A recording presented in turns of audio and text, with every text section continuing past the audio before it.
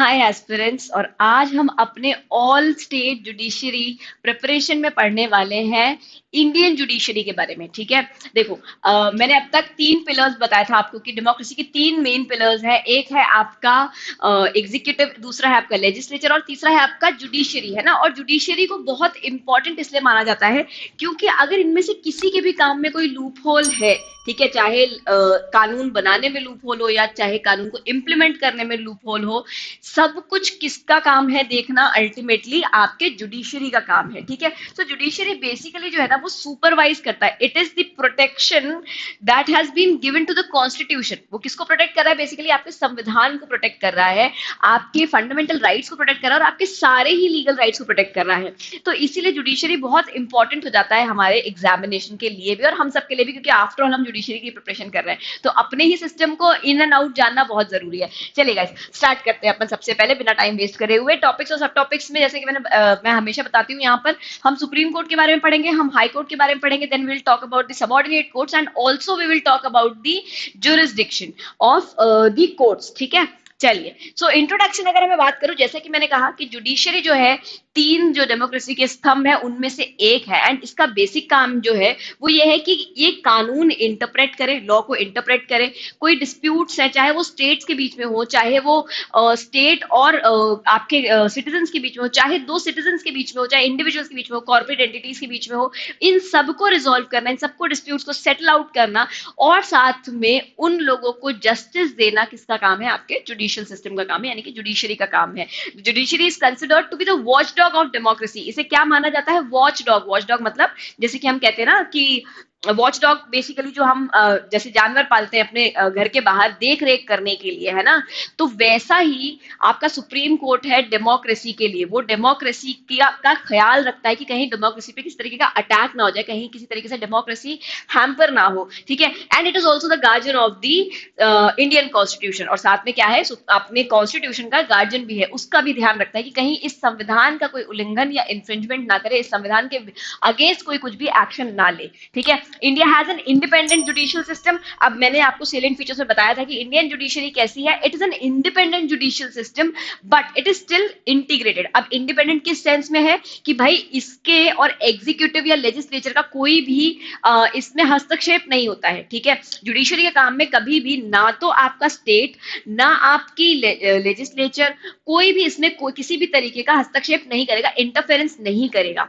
ठीक है, क्यों नहीं करेगा? क्योंकि हम चाहते थे भाई, देखो, अगर एक वॉच डॉग है, मान लीजिए कि मैं अपने घर में एक जर्मन शेफर्ड पालती हूँ टू प्रोटेक्ट माई हाउस, ठीक है, और मैं अपने ही या मेरे कोई दोस्त आते हैं घर में, मैंने अच्छे से इंट्रोड्यूस करा दिया, यार ये मेरे दोस्त हैं, और अब जो मेरा घर का जर्मन शेफर्ड है वो बिल्कुल उस मानने लग गया कि ये भी परिवार का हिस्सा है। एंड अगर मान लीजिए वही दोस्त मेरे घर में आकर के चोरी करता है या वही दोस्त मेरे घर में आकर के कुछ गलत करता है, तो मेरा जो जर्मन शेफर्ड है वो तो शायद उसको रिएक्ट ना करे, है ना, वो उसको रिटेलिएट ना करे, क्योंकि उसको लगेगा यार ये तो घर का मेंबर है, शायद लाइक अदर मेंबर्स कबर्ड खोल रहा होगा, जैसे भाई मम्मी कबर्ड खोलती है, मैं कबर्ड खोल करके सामान निकालती हूँ, वैसे ये भी सामान निकाल रहा होगा, है ना। बट बहुत ऑब्वियस बात है, क्यों? क्योंकि वो अक्वेंट हो गया है उस फ्रेंड के साथ में।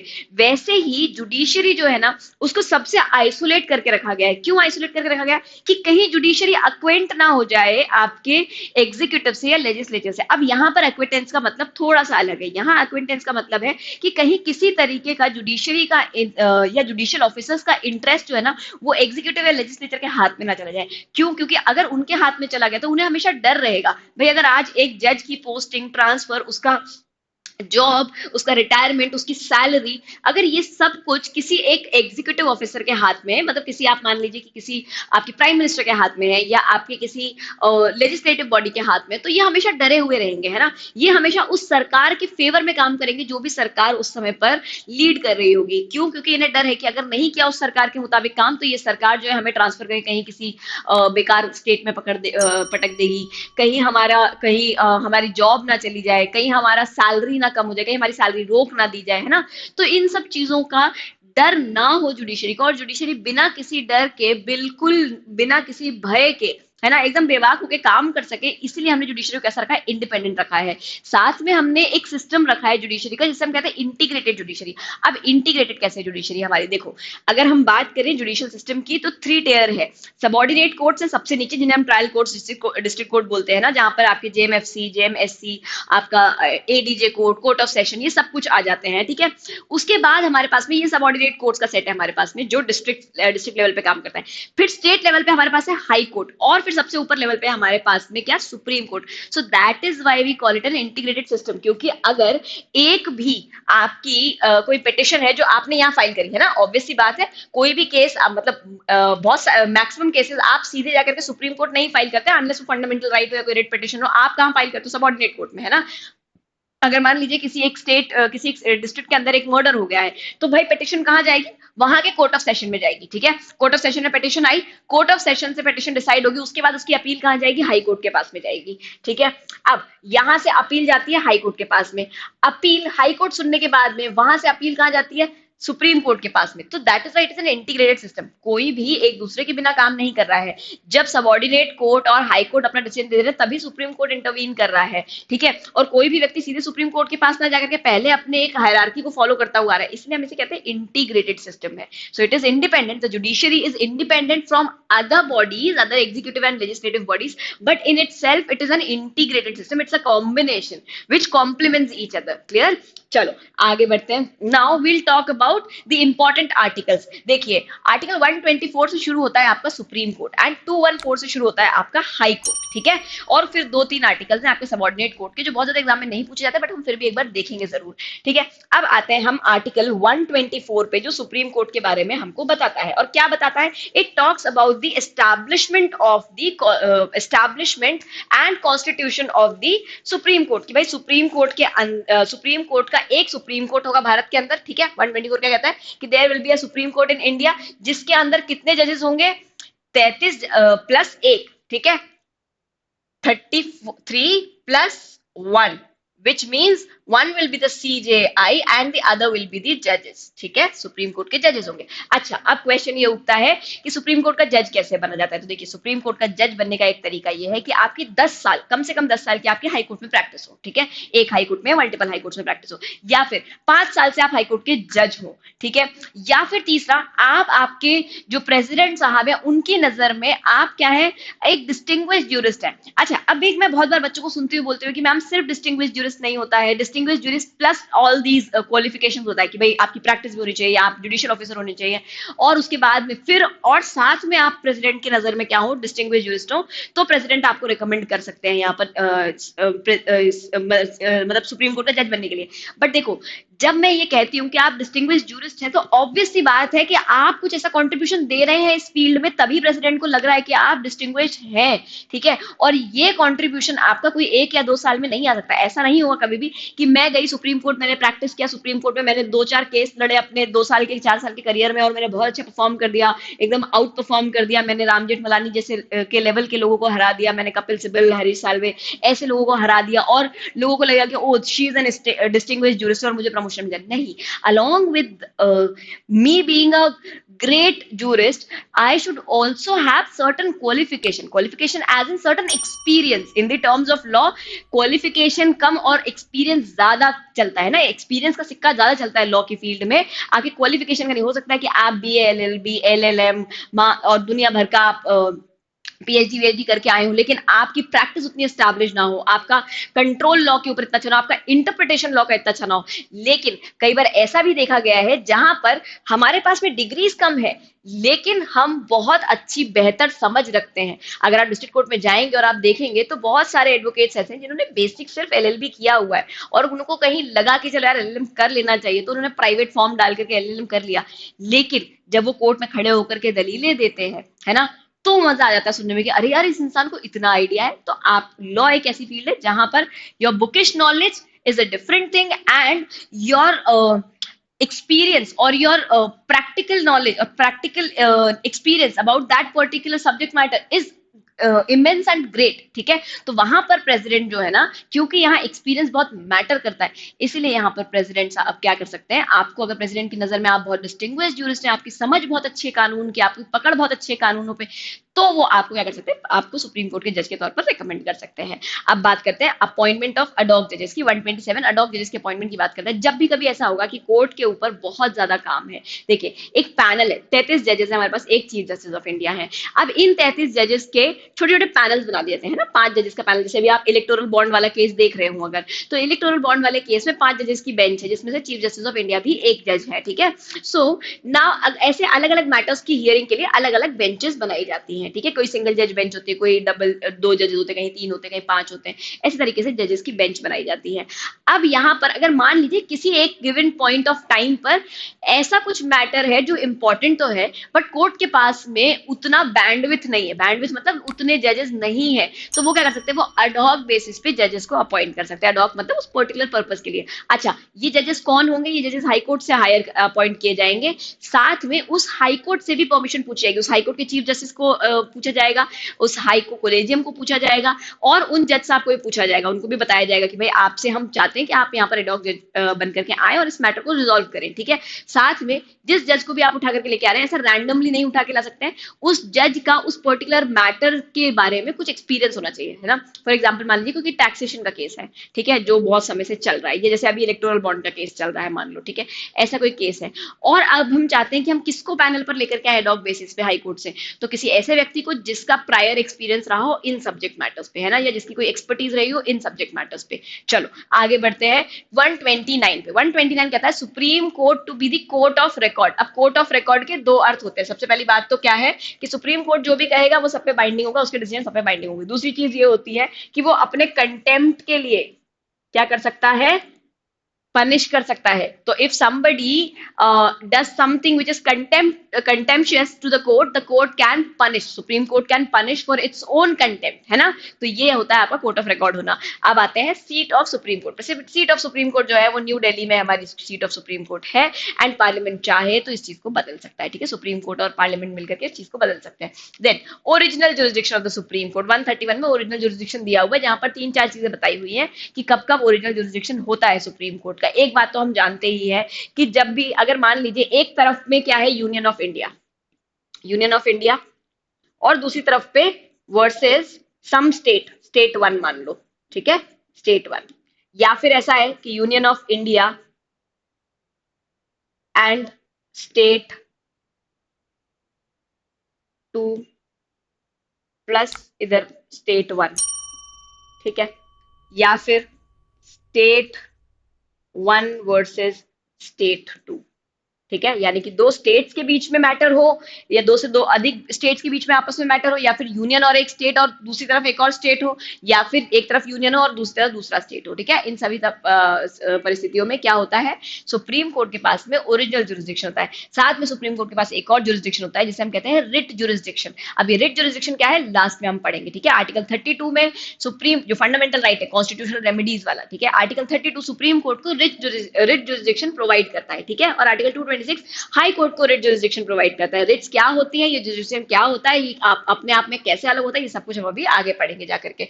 Then we have appellate jurisdiction of supreme court in appeals from the high court in certain cases, ठीक है। यहाँ पर ये कहता है कि हाई कोर्ट से अपील आएगी, इन certain cases the supreme court will have a appellate jurisdiction. अच्छा, अब ये सर्टेन केसेस का क्या मतलब है, देखिए वो केसेस जिनको सुप्रीम कोर्ट सर्टिफाई कर देता है, सॉरी जिनको हाई कोर्ट सर्टिफाई कर देता है कि हाँ जी आपको, हमें लगता है कि यहाँ पर कुछ ऐसा मसला है, यहाँ पर कोई ऐसा क्वेश्चन ऑफ लॉ इन्वॉल्व है जिसको सुप्रीम कोर्ट को आंसर करना चाहिए, और वहां पर अगर वो अपना सर्टिफिकेट ऑफ फिटनेस दे देता है, ग्रांट कर देता है सर्टिफिकेट, तो फिर आप सुप्रीम कोर्ट जा सकते हैं। फिर 133 कहता है appellate jurisdiction of supreme court in the appeals from high courts in regard to the civil matters. 133 civil matters की बात करता है। अब ये ना, ये याद रखने में थोड़ा सा दिक्कत होती है, प्री में ये कई बार पूछ लिया जाता है। यहाँ पर सर्टन केसेस है, यहाँ पर सिविल मैटर्स है। 134 में आओगे तो यहाँ पर क्रिमिनल मैटर्स की अपील है, और उसके बाद में आपके पास 134A, ये उस सर्टिफिकेट की बात कर रहे हैं जो मैंने अभी आपको बताया था कि अगर कहीं पर हाई कोर्ट से अपील जाएगी ना, तो हाई कोर्ट सर्टिफाई करता है तभी आप अपील लेकर के जा सकते हो, हर समय आप अपील लेकर नहीं जा सकते हो,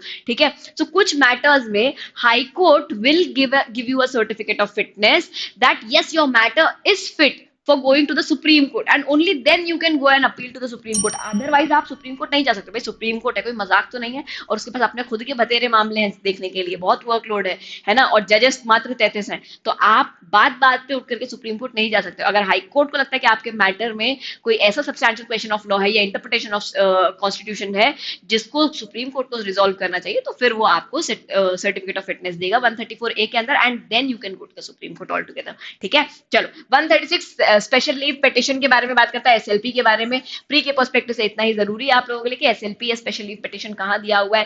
कोई भी ऐसी परिस्थिति जहां पर आपको मान लीजिए कि आपका सर्टिफिकेट नहीं फिटनेस दिया गया है, तो वहां पर आप क्या कर सकते हैं, आपके पास एक और अलग तरीका है ना, एक बैकडोर एंट्री है टू द सुप्रीम कोर्ट कि आप 136 के माध्यम से स्पेशल लीव पिटिशन लगा दो. ठीक है, फिर स्पेशल लीव पिटिशन भी लगा दी तो इसका मतलब ये नहीं कि सुप्रीम कोर्ट में मैटर चलेगा ही.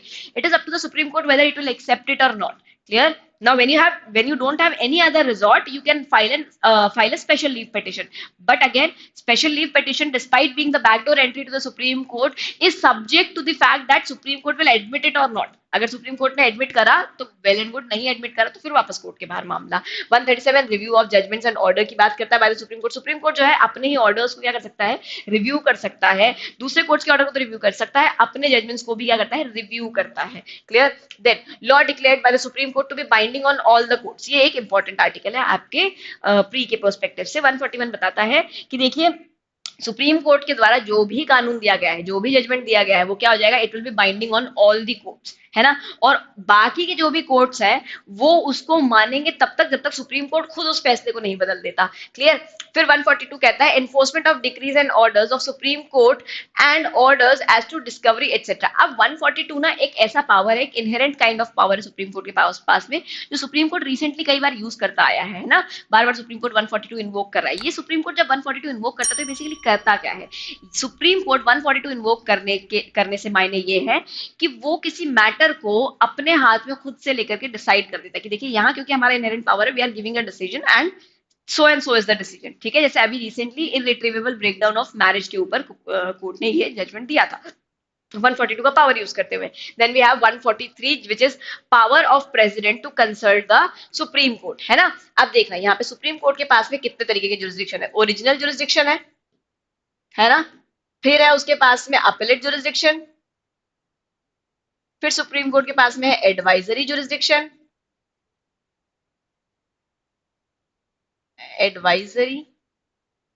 And then supreme court has writ jurisdiction. ठीक है, तो ये 4 जुरिस्डिक्शन है. तो कभी ऐसा क्वेश्चन बन सकता है कि सुप्रीम कोर्ट कितने तरीके के जुरिस्डिक्शन है, प्लीज राइट अबाउट दैट. सो या प्लीज एक्सप्लेन देम. तो you have all these things. Clear? Original है 131 में हमने देख लिया, अपीलेट 132, 133, 134 में हमने देख लिया, फिर एडवाइजरी है 143 के अंदर, और रिट जुरिस्डिक्शन है आर्टिकल 32 के अंदर. क्लियर? चलिए, एक ये है आर्टिकल 145. 145 का क्लॉज 3 बहुत इंपॉर्टेंट है, जो ये बताता है कि किसी भी संवैधानिक मसले को सुनने के लिए या कॉन्स्टिट्यूशनल मैटर को सुनने के लिए जब एक कॉन्स्टिट्यूशनल बेंच बनाई जाती है ना, तो आपका यह संवैधानिक पीठ स्थापित करी जाती है. तो कौन उसका कितने जजेस उसमें होते हैं, 5 जजेस. ठीक है, ये चीज आपकी यहाँ पर दी हुई है. मूविंग फर्दर, हाई कोर्ट के बारे में देख लो अब फटाफट से. ठीक है, क्या कहता है, 214 से आपका हाई कोर्ट चालू होता है, and it says high courts for the state. Now it says that for every state there will be a high court. ठीक है, लेकिन हम चाहे तो एक हाई कोर्ट को 2 स्टेट्स भी दे सकते हैं, 3 स्टेट्स भी दे सकते हैं, या एक स्टेट और एक यूनियन टेरिटरी भी दे सकते हैं, या एक स्टेट 2 यूनियन टेरिटरी, ऐसे करके किया जा सकता है. ठीक है, और क्या है इसके एग्जांपल्स, जरा मुझे फटाफट से यार आप लोग चैट बॉक्स में बता दो कि इसके एग्जांपल्स क्या क्या है. कौन सा ऐसा हाई कोर्ट है जिसके पास मल्टीपल जुरिस्डिक्शन है. एक एग्जांपल मैं दे देती हूँ आपको. ठीक है, Chandigarh and Punjab, Haryana Punjab high court जो है, ठीक है, हरियाणा पंजाब चंडीगढ़ 3 जुरिस्डिक्शन है उसके पास में. क्लियर? तो एक मैंने एग्जांपल दे दिया, बाकी प्लीज आप लोग मुझे चैट बॉक्स में बताइए, क्योंकि ये इंपॉर्टेंट है, ये कई बार आपके जीके के पर्सपेक्टिव से पूछ लिया जाता है. फिर आएंगे 215 पे. 215 कहता है high court should be the court of record.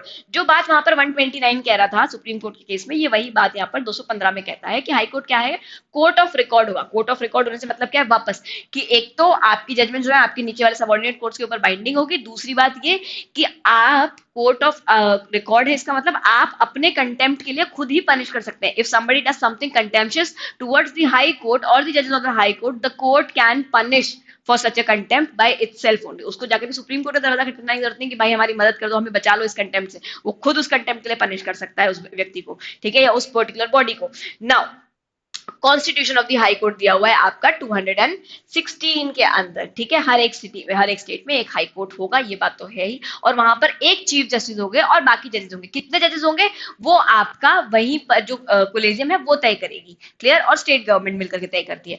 Then article 217 बताता है appointment and conditions to the office of a जज ऑफ द हाई कोर्ट। भाई क्या अपॉइंटमेंट होगी, किस एज में, क्या एज होती है, जरा मुझे बताना आप लोग, है ना। This is something that I am expecting from you. Supreme court के और हाई कोर्ट के जजेस की रिटायरमेंट एज, सुप्रीम कोर्ट और हाई कोर्ट के जजेस की रिटायरमेंट एज क्या है? 65, 62, ठीक है। चलो आगे बढ़ते हैं। फिर है हमारे पास में power of high court to issue certain writs. High court के पास में क्या पावर है कि वो रिट इशू कर सकती है ना। रिट इशू कर सकती है मतलब वही पावर जो सुप्रीम कोर्ट के पास में है आर्टिकल 32 के अंतर्गत, वही पावर हाई कोर्ट को दी गई है उसके आर्टिकल 226 के अंतर्गत। लेकिन एक चीज समझना, देखो जब हम बात करते हैं रिट जुरिस्डिक्शन की, तो आपका सुप्रीम कोर्ट के जो आर्टिकल्स हैं, ये सुप्रीम कोर्ट के सारे इंपॉर्टेंट आर्टिकल्स थे। अब आर्टिकल 32 बात करता है रिट जुरिस्डिक्शन की, लेकिन सुप्रीम कोर्ट वाले सेक्शन में कोई भी, जहां सुप्रीम कोर्ट के 124 से आर्टिकल स्टार्टेड है, वहां से कहीं पर, वहां से लेकर के एंड तक कोई भी आर्टिकल ऐसा नहीं है जो आपके रिट जुरिस्डिक्शन को देने की बात करता हो, ठीक है। क्यों? क्योंकि ये बेसिकली कॉन्स्टिट्यूशनल रेमेडी बताई है, कॉन्स्टिट्यूशनल रेमेडी। इसे सुप्रीम कोर्ट के पावर के तौर पर कम और जनता के पावर के तौर पे ज्यादा देखा जाता है, इंडिविजुअल के पावर के तौर पे ज्यादा देखा जाता है। क्यों? क्योंकि ये इंडिविजुअल्स के लिए एक रेमेडी प्रोवाइडेड है जिसके लिए वो डायरेक्टली सुप्रीम कोर्ट जा सकते हैं, क्लियर। लेकिन जब हम 226 देखेंगे तो 226 works as a power of the high court, ठीक है, इसलिए वो हाई कोर्ट के सारे आर्टिकल्स के साथ मेंशन्ड है ना। अब यहाँ पर एक माइल्ड सा डिफरेंस है आपके हाई कोर्ट के और सुप्रीम कोर्ट के रिट जुरिस्डिक्शन में। क्या डिफरेंस है? देखो, क्योंकि आर्टिकल 32 में सुप्रीम कोर्ट का रिट जुरिस्डिक्शन दिया हुआ है, तो आर्टिकल 32 कौन से पार्ट में आता है? पार्ट 3 के अंदर। क्या है part 3? Fundamental rights. Therefore under article 32 supreme court is only entitled to protect the people और प्रोटेक्ट द फंडामेंटल राइट्स, ठीक है। तो अगर सिर्फ आपके फंडामेंटल राइट्स का इंक्रोचमेंट हुआ है तो आप आर्टिकल 32 में कहा जाएंगे? सुप्रीम कोर्ट के पास में जाएंगे। हाँ, लेकिन 226 में ऐसा नहीं है। 226 में आप फंडामेंटल राइट्स का इंक्रोचमेंट हुआ हो या आपके किसी और लीगल राइट का इंक्रोचमेंट हुआ हो, आप हाई कोर्ट जा सकते हैं डायरेक्टली, ठीक है। तो सुप्रीम कोर्ट के पास में सिर्फ फंडामेंटल राइट्स के इंक्रोचमेंट के लिए जाओगे, हाई कोर्ट के पास में किसी और मैटर के लिए भी आप रिट जुरिस्डिक्शन इन्वोक कर सकते हो, क्लियर। 227 बताता है पावर, इसलिए अच्छा, इसीलिए हाई कोर्ट का पावर क्या है? ज्यादा वास्ट है, ज्यादा बड़ा पावर है हाई कोर्ट का। सुप्रीम कोर्ट का थोड़ा सा नैरो है, ठीक है। क्यों? क्योंकि सिर्फ फंडामेंटल राइट्स तक रेस्ट्रिक्टेड है। हाई कोर्ट का मल्टीपल राइट्स आपका जो पावर है वो एक्सटेंड करता है। अब पार्लियामेंट चाहे तो इस पावर को और भी आगे बढ़ा सकता है, और पार्लियामेंट चाहे तो ये रिट जुरिस्डिक्शन का जो पावर है ये और भी कोर्ट्स को दिया जा सकता है। देन आपका आर्टिकल 227 कहता है power of superintendence on all the courts by the high court. High court के अंडर जितने भी सबऑर्डिनेट कोर्ट्स, जितने भी डिस्ट्रिक्ट कोर्ट्स है, जेएमएफसी कोर्ट है, जेएमएससी कोर्ट है, आपके एडीजे कोर्ट्स है, कोर्ट ऑफ सेशन है, सब कोई उस हाई कोर्ट के अंडर आते हैं, ठीक है। यानी कि अगर आपको एक स्टेट उठा लो तो उस एक स्टेट के अंदर जितने भी डिस्ट्रिक्ट कोर्ट्स है वो सब उस स्टेट के हाई कोर्ट के अंडर आएंगे, ठीक है, उनका सुपरिटेंडेंस होगा। देन अब आते हैं सबऑर्डिनेट कोर्ट पे। सबऑर्डिनेट कोर्ट पे बस आप आर्टिकल नंबर याद रखो, अपॉइंटमेंट ऑफ द डिस्ट्रिक्ट जजेस एंड रिक्रूटमेंट बताता है आपका आर्टिकल 234, जो कहता है कि चाहे तो हाई कोर्ट खुद या फिर पीएससी पब्लिक सर्विस कमीशन क्या कर सकती है? नियुक्ति कर सकती है इन पोजीशन पे। सबऑर्डिनेट कोर्ट्स के जजेस के लिए कौन नियुक्ति करता है? जैसे कि हम देखते भी हैं हमारे कुछ एग्जामिनेशन के नोटिफिकेशन पे लिखा होता है, फॉर एग्जाम्पल एमपीसीजे, है ना, जिसका मतलब क्या है? एमपी हाई कोर्ट ने आपका क्या करवाया है? एग्जामिनेशन कंडक्ट कराया है। फिर कुछ होते हैं यूपी पीसीएसजे, ठीक है, यानी कि Uttar Pradesh public service commission, ठीक है। Uttar Pradesh public service commission क्या करती है? आपका एग्जाम होल्ड करती है। क्यों? क्योंकि यहाँ पर 234 कहता है कि रिक्रूटमेंट के लिए आपके जजेस के दोनों में से कोई सी बॉडीज काम कर सकती है। स्टेट चाहे तो हाई कोर्ट के थ्रू करवाए रिक्रूटमेंट, स्टेट चाहे तो आपका पीएससी के थ्रू करवाए रिक्रूटमेंट, ठीक है। चलिए आगे बढ़ते हैं। देन मूविंग फॉरवर्ड, अब रिट जुरिसडिक्शन क्या है? रिट जुरिसडिक्शन बहुत इंपॉर्टेंट चीज है और ये एक ऐसा क्वेश्चन है जो आपका बनता है कई बार मेंस में, है ना, तो इसलिए बहुत इंपॉर्टेंट है आपके प्री के लिए भी और मेंस के लिए। Writs are the written order from the supreme court और high court that commands constitutional remedies for the Indian citizens against the violation of their fundamental rights, ठीक है। लेकिन अगर हम हाई कोर्ट की बात करें तो थोड़ा सा और ब्रॉडर स्पेक्ट्रम है यहाँ पर। The writs are borrowed from the English law where they are known as the prerogative writs and are called the fountain of justice, ठीक है, because they were issued by the prerogative of the king, they were called the prerogative writs, ठीक है। कहां पर? English law में, England में, और इनको फाउंटेन ऑफ जस्टिस माना जाता है कि भाई जहां पर कोई व्यक्ति आपकी मदद नहीं कर पा रहा, वहां अगर किंग ने रिट इशू कर दिया, किंग ने रिट जारी कर दिया, है ना, तो वहां पर क्या हो जाएगा, आपको जस्टिस मिल जाएगी। That is, it was called the fountain of justice and it was a very important and a very good basically essence of that law. तो इसीलिए क्या किया बी आर अम्बेडकर जी ने उसको हमारे संविधान में भी डालने का पूरा प्रयास किया और डाला भी। And he said, he describes them as, it is an article, article 32 के लिए उन्होंने ये स्टेटमेंट कहा है कि article 32 is an article without which the constitution is nullity. क्यों?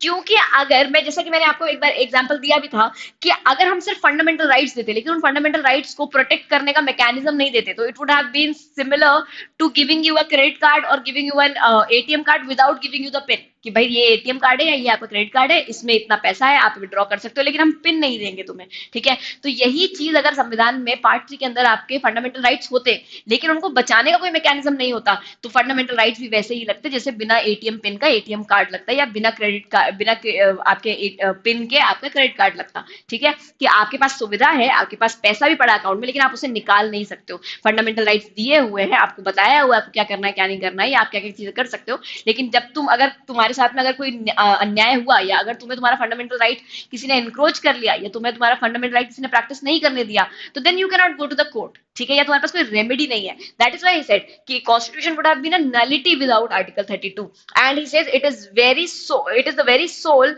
Of the constitution and the heart of it, है ना। तो ये स्टेटमेंट कई बार पूछा जाता है कि ये स्टेटमेंट किसने दिया था या स्टेटमेंट क्या था, और एग्जाम में भी अगर आप मेंस के अपने आंसर राइटिंग में लिखोगे it will look very beautiful in that answer sheet कि आपने एक जो बेसिकली एक फ्रेज है या जो एक उन्होंने जो भी उन्होंने कहा, बी आर अम्बेडकर जी का ओपिनियन था आपके आर्टिकल 32 के बारे में, आपने वो भी वहां पर कोट किया है, ठीक है। So it is the very heart and soul of the Indian constitution. ये बात किसने कही थी? बी आर अम्बेडकर जी ने कही थी। क्लियर? चलिए आगे बढ़ते हैं। अब रिट्स कौन कौन सी है हमारे पास है? 5 तरीके की रिट्स है, चाहे हाई कोर्ट हो चाहे सुप्रीम कोर्ट हो, दोनों के पास में 5 रिट्स है, ठीक है। पहली रिट है हेबियस कॉर्पस, दूसरी है मैंडेमस, तीसरी प्रोहिबिशन सर्चुरारी एंड उसके बाद में आपके पास में क्यो वारंटो। क्लियर? अब देखते हैं कि ये है क्या। हेबियस कॉर्पस से स्टार्ट करते हैं। हेबियस कॉर्पस एक लैटिन फ्रेज है जिसका मतलब होता है टू हैव द बॉडी, ठीक है। क्या अर्थ है इसका? To have the body.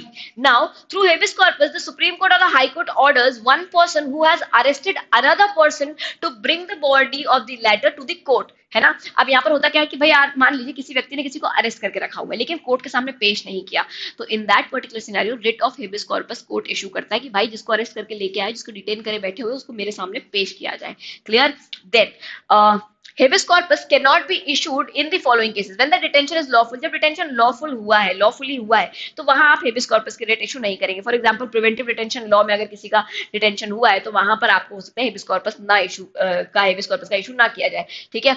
when the proceeding is for the contempt of the legislature or the court, then detention is by the competent court। competent court ने आपका डिटेंशन ऑर्डर किया, या फिर detention is outside the jurisdiction of the court, या फिर अगर मान लीजिए एक हाई कोर्ट की बात हुई है और उस हाई कोर्ट के बियॉन्ड जो जुरिसडिक्शन है वहां पर किसी व्यक्ति का अरेस्ट हुआ है, डिटेंशन हुआ है, तो इन दैट पर्टिकुलर सिनेरियो या किसी और कोर्ट के ऑर्डर से डिटेंशन हुआ है, तो फिर वहां पर दूसरा हाई कोर्ट क्या नहीं कर सकता? Writ of habeas corpus issue नहीं कर सकता। इसका बेसिक पर्पस ये है कि अगर किसी व्यक्ति को अरेस्ट किया गया है तो ये जान लिया जाए कि क्या उसे कानूनी ग्राउंड्स पर ही अरेस्ट किया गया है, क्या उसका अरेस्ट डिटेंशन किसी भी तरीके से इलीगल तो नहीं है, कहीं उसके साथ में कस्टडी में रखते हुए उसे किसी तरीके की कोई उसके ऊपर जाति तो नहीं करी जा रही, ठीक है। ये सब चीजें हैं।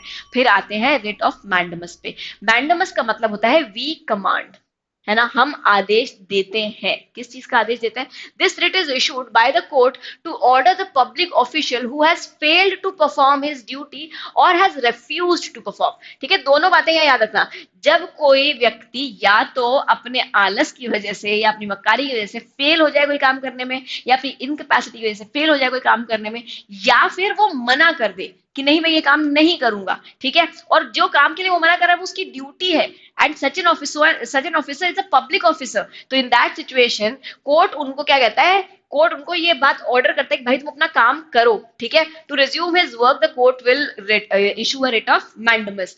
Besides the public officials, mandamus can be issued against any public body, corporation, inferior court, tribunal, government for the same purpose. ठीक है, तो किस किस के अगेंस्ट रिट इशू करी जा सकती है आपकी रिट ऑफ मैंडमस? किसी भी पब्लिक ऑफिशियल के अगेंस्ट तो करी ही जाती है, किसी public body, corporation, tribunal, court या फिर आपका गवर्नमेंट के विरुद्ध भी आप इस रिट को इशू कर सकते हैं, है ना। अब यहाँ पर एक चीज मैं बताना भूल गई थी, हेबियस कॉर्पस जो है वो पब्लिक और प्राइवेट इंडिविजुअल, पब्लिक बॉडी के अगेंस्ट तो होगी, प्राइवेट इंडिविजुअल के अगेंस्ट भी हो सकती है, ठीक है। चलिए आगे बढ़ते हैं।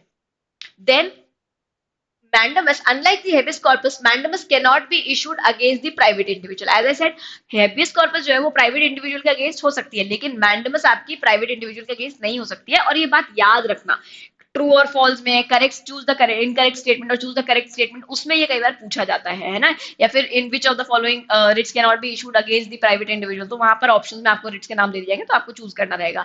Clear. Mandamus can not be issued in the following cases. अब कुछ केसेस जिसमें आपकी रिट ऑफ मैंडमस इशू ही नहीं करी जाती। पहला क्या है, टू एनफोर्स डिपार्टमेंटल इंस्ट्रक्शन, जहां पर डिपार्टमेंटल इंस्ट्रक्शन है ना, इंटर डिपार्टमेंट कोई इंस्ट्रक्शन है, कोई रूल बुक बनाई गई है, उसको एनफोर्स कराने के लिए आप मैंडमस नहीं जारी करेंगे, ठीक है। फिर उसके बाद में है to order someone to work when the kind of work is discretionary and not mandatory. अब कोई ऐसा कार्य था जो कि डिस्क्रिशनरी था, मैंडेटरी नहीं था इन नेचर, ठीक है, तो उस काम की पूर्ति के लिए या उस काम को करवाने के लिए भी आप रिट ऑफ मैंडमस इशू नहीं करते हैं। फिर है to enforce the contractual obligation, आपके और मेरे बीच में कोई संविदा हुई, कॉन्ट्रैक्ट हुआ, आपने पूरा नहीं किया, क्या मैं जाके रिट ऑफ मैंडमस इशू करा सकती हूँ? नहीं, क्योंकि पहली बात प्राइवेट इंडिविजुअल के अगेंस्ट नहीं इशू होता, दूसरी बात कॉन्ट्रैक्चुअल ऑब्लिगेशंस के अगेंस्ट इशू नहीं होता। फिर उसके बाद में है mandamus can not be issued against the Indian president और द स्टेट गवर्नर्स। गवर्नर और प्रेसिडेंट को आप कुछ करने के लिए नहीं कह सकते, they are the supreme authorities in their own domains, ठीक है। Against the chief justice of the high court acting in the judicial capacity, also against the chief justice of the high court जो कि judicial capacity में काम कर रहे हैं, आप उनके विरुद्ध भी क्या नहीं करेंगे, रिट ऑफ मैंडमस इशू नहीं करेंगे। आप उनको भी नहीं बताएंगे कि उन्हें कुछ काम करना है या उन्हें कोई काम कर लेना चाहिए। फिर है आपकी रिट ऑफ प्रोहिबिशन, नाम से ही क्लियर है, कोई चीज को प्रोहिबिट करती है, किसी चीज को फॉरबिड करती है, ठीक है, that is why it is called the writ of prohibition. A court that is in higher position issues a prohibition writ against a court that is lower in position to prevent the latter from exceeding its jurisdiction or usurping a jurisdiction that it does not possess, ठीक है। Now देखना, अब दो तीन चीजें देखना। सबसे पहली बात तो रिट ऑफ प्रोहिबिशन करती है, किस चीज को करने से रोकती है, आपको क्या करने से रोकती है, ये आपको आपके जुरिस्डिक्शन के बियॉन्ड जाने से रोकती है, पहली बात। दूसरा, ये उस कोर्ट को, लोअर कोर्ट को क्या करने से रोक रही है, ऐसा कोई केस वो लोअर कोर्ट ना टेकअप कर ले, ऐसे किसी केस की लोअर कोर्ट कॉग्निजेंस ना ले ले जो उसको नहीं लेना चाहिए था, ठीक है। फॉर एग्जाम्पल, मान लीजिए जेएमएससी कोर्ट को या जेएमएफसी कोर्ट को किसी एक पर्टिकुलर मैटर का कॉग्निजेंस देने की पावर नहीं है ना, लेकिन उन्होंने कॉग्निजेंस दे दिया, तो ये करने से आपके पास जो पावर नहीं थी, आपने उस पावर को ऑब्जर्व कर लिया है ना, आपने उस जुरिस्डिक्शन को ऑब्जर्व कर लिया है। तो in that situation the higher court will issue a writ of prohibition, the high court will issue a writ of prohibition against you, ठीक है, कि भाई जो तुम कर रहे हो वो तुम्हारा कार्यक्षेत्र है ही नहीं, मत करो, ठीक है। या फिर आप अपने कार्य क्षेत्र के बियॉन्ड जाने की कोशिश कर रहे हो, आपको पावर थी कोई एक काम करने की, आप दो काम करके आ रहे हो वहां से, नहीं कर सकते, है ना। आपको मान लो जैसे एक्सीडिंग जुरिस्डिक्शन की जो कंप्लेन है वो एक व्यक्ति के अगेंस्ट, अक्यूज ए के अगेंस्ट फाइल करी गई थी, आप अक्यूज बी को भी बुला करके लिए, आपने बी को भी पकड़ के लेकर आ गए आप, है ना, अक्यूज लिस्ट में वो नहीं है लेकिन आप फिर भी उसको पकड़ के लेकर के आ गए, आपने पकड़वा लिया या फिर उसको पुलिस वालों से, तो वो भी यहाँ पर क्या है, मना है कि नहीं भाई आप अपने जुरिस्डिक्शन के बियॉन्ड कुछ भी नहीं करेंगे। तो जब भी कोई कोर्ट, लोअर कोर्ट अपने जुरिस्डिक्शन के बियॉन्ड कोई काम करता है या फिर कोई ऐसा काम करता है जो उसके जुरिस्डिक्शन में आता ही नहीं है, तो in that particular scenario the higher court issues a writ of prohibition. Clear. Now this particular writ directs inactivity, क्यों, क्योंकि आपको कुछ काम करने से रोक रही है। अगर ये आपको एक्टिवेट कर रही होती तो अलग बात थी, लेकिन ये आपको एक्टिवेट नहीं कर रही है, आपको रोक रही है, तो इट इज बेसिकली इनएक्टिवेटिंग यू, ठीक है। तो इनएक्टिविटी डायरेक्ट करती है। Writ of prohibition can only B issued against judicial and quasi judicial authorities, याद रखना, क्योंकि वर्ड ही लोअर कोर्ट यूज्ड है यहाँ पर, है ना, लोअर कोर्ट वर्ड यूज्ड है। जब भी कोई रिट ऑफ आपकी प्रोहिबिशन इशू होगी वो हमेशा किसके विरुद्ध होगी, किसी भी जुडिशियल या क्वासी जुडिशियल अथॉरिटी के against he. It can not be issued against administrative authorities, legislative bodies, private individuals और प्राइवेट बॉडीज, ठीक है, इन सबके विरुद्ध ये कभी भी इशू नहीं करी जाएगी। और ये रिट कैसी है, ये रिट एक तरीके से आपकी प्रिवेंटिव है, ठीक है। प्रिवेंटिव क्यों, क्योंकि ये कुछ करने से रोक रही है, आप गलती कर दें उसके पहले ही आपको रोक देती है। Clear now, the literal meaning of certiorari is to be certified or to be informed. This writ is issued by the higher court to a lower court or a tribunal, ordering them either to transfer a case pending with them to itself or quash their order in a case. मान लीजिए किसी lower court ने, किसी tribunal ने कोई ऐसा order दे दिया है ना, जो हायर कोर्ट को लगता है कि नहीं ये अप्रोप्रिएट नहीं है, तो वो क्या करेगी, एक रिट ऑफ सर्टिorari इशू करेगी उस कोर्ट को, उस लोअर कोर्ट को, और कहेगी कि भाई जो आपने ऑर्डर दिया है इसको क्वैश कर दो, खत्म करो इसको, है ना, ये ऑर्डर सही नहीं है, गलत है, आप इसको क्वैश कर दो। या फिर उस लोअर कोर्ट के पास, ट्राइब्यूनल के पास कोई मैटर पेंडिंग पड़ा तो उनसे कहेगी कि आप इस मैटर को मेरे पास भेज दो, आप इस मैटर को मत हैंडल करो, सेंड इट टू मी, ठीक है। तो in that scenario what it is trying to do, पहली बात तो ये कि उसको डर है कि ये ट्राइब्यूनल गलत कर देगा या ये लोअर कोर्ट जो है गलत डिसीजन दे देगा या गलत ऑर्डर कर देगा, तो वो पहले ही उस मैटर को अपने पास बुला लेती है, ठीक है। तो ये तो क्या कर लिया आपने, एक बार तो आपने कर लिया प्रिवेंट, ठीक है। दूसरा, उन्होंने कुछ गलत ऑर्डर कर दिया तो आपने उसको करवा दिया क्वैश, और क्वैश करके आपने क्या कर दिया, क्योर कर दिया। तो therefore this writ is preventive and curative both, है ना, इसको हम क्या कहेंगे, प्रिवेंटिव एंड क्यूरेटिव दोनों है। ये पिछली वाली सिर्फ प्रिवेंटिव थी क्योंकि ये सिर्फ प्रिवेंट कर रही थी, ये सिर्फ क्या कह रही थी कि यार कुछ गलत ना, तुमने कुछ गलत ना कर दो, इससे तुम इस मैटर को रोको, तुम रुक जाओ अपना काम करने से, ठीक है। तो ये आपको रोक दे रही थी कि आप कुछ गलत करो, उससे पहले ही रोक देती थी। ये आपको रोकती भी है, और अगर उसके बाद पता चला कि कुछ आप गलत कर चुके हो तो उस गलत किए हुए को सही भी करती है, आपका ऑर्डर क्वैश करा के। It is issued on the ground of an excess of jurisdiction और लैक ऑफ जुरिसडिक्शन और एरर ऑफ लॉ। जब भी कभी एक्सेस ऑफ जुरिसडिक्शन है या फिर लैक ऑफ जुरिसडिक्शन या फिर कोई एरर ऑफ लॉ है कोर्ट के करे हुए काम में, तब ये रिट इशू करी जाती है, ठीक है। उसके बाद में है आपके now it not only prevents but also cures, तो मैंने बता ही दिया यहाँ पर आपको, the supreme court ruled that the writ of certiorari can be issued even against administrative authorities, ठीक है। क्या किया जाता है, रिट ऑफ सर्टिorari जो है आप उसको एडमिनिस्ट्रेटिव अथॉरिटीज के अगेंस्ट भी क्या कर सकते हो, इशू कर सकते हो, which is affecting the rights of individual. कोई भी ऐसी आपकी अथॉरिटी है ना जो कि क्या कर रही है, कोई एडमिनिस्ट्रेटिव अथॉरिटी जो किसी इंडिविजुअल के राइट को अगर हैम्पर कर रही है, तो आप रिट ऑफ सर्टिorari उसके अगेंस्ट इशू कर सकते हो। Then it can not be issued against legislative bodies और प्राइवेट इंडिविजुअल्स और प्राइवेट बॉडीज। ये बातें याद रखना, किसके अगेंस्ट होती है किसके अगेंस्ट नहीं होती है, ये क्वेश्चन पूछे जाते हैं, इसलिए इन चीजों को याद रखना है। फिर आएंगे हम आखिरी रिट पे, क्यो वारंटो। क्यो warranto literally means by what warrant और बाय व्हाट अथॉरिटी। ये तब जारी करी जाती है कोर्ट के द्वारा जब कोई व्यक्ति इलीगली या विदाउट लीगल अथॉरिटी किसी ऑफिस में, किसी पब्लिक ऑफिस को ऑक्यूपाई कर लेता है ना। फॉर एग्जांपल, सरपंच का ऑफिस है, सरपंच के ऑफिस पे अगर मैं नियुक्त हुई हूं, लेकिन अगर मेरे घर के कोई रिलेटिव वहां पर आकर के अपनी पावर यूज करते हैं, ठीक है, तो in that situation it is the court will issue a writ of क्यो warranto and ask that person, ask that relative कि भाई आप किस वजह से आप इस ऑफिस में बैठे हुए हैं, ठीक है, या आप किस कारण से इस ऑफिस में बैठे हुए हैं, जबकि इस कारण पर नियुक्ति तो अंकिता मैम की हुई थी, ठीक है। सो that is the writ of क्यो वारंटो, है ना। क्यो warranto can be issued only when substantive public office of a permanent character created by a statute or by the constitution is involved। जब भी कोई ऐसा आपको पब्लिक ऑफिस की बात होगी जो कि कॉन्स्टिट्यूशन के द्वारा या किसी स्टेट्यूट, किसी कानून के द्वारा बनाया गया है, तभी उस ऑफिस को आप तभी आप ये रिट इशू कर सकते हो, ठीक है। कभी भी ऐसा नहीं होगा कि भाई कोई मैंने एक प्राइवेट कंपनी खोली और उस प्राइवेट कंपनी में मान लीजिए कि मैं फाउंडर हूं उसकी, लेकिन मेरी जगह पर आकर के मेरे फादर जो है वो सारे डिसीजन देते हैं, वही आकर के वहां पर अपने आप को लोगों के सामने एज अ फाउंडर प्रेजेंट करते हैं, तो there it can not be issued, ठीक है। प्राइवेट बॉडीज के लिए नहीं, पब्लिक बॉडीज के लिए सिर्फ, ठीक है, जो भी सब्सटैंटिव लॉ या फिर आपके किसी कॉन्स्टिट्यूशन से बनी हुई है। And it can not be issued against private office और मिनिस्टेरियल ऑफिस। ये दो बातें आपको यहाँ पर याद रखनी है। चलो, इसी के साथ में अपना जुडिशरी वाला पोर्शन खत्म होता है। नेक्स्ट लेक्चर में हम पढ़ेंगे सेंटर एंड स्टेट का रिलेशनशिप, जहां पर बहुत इंपॉर्टेंट डॉक्ट्रिन्स भी आती हैं। So see you all in the next lecture. Bye guys, make your day great.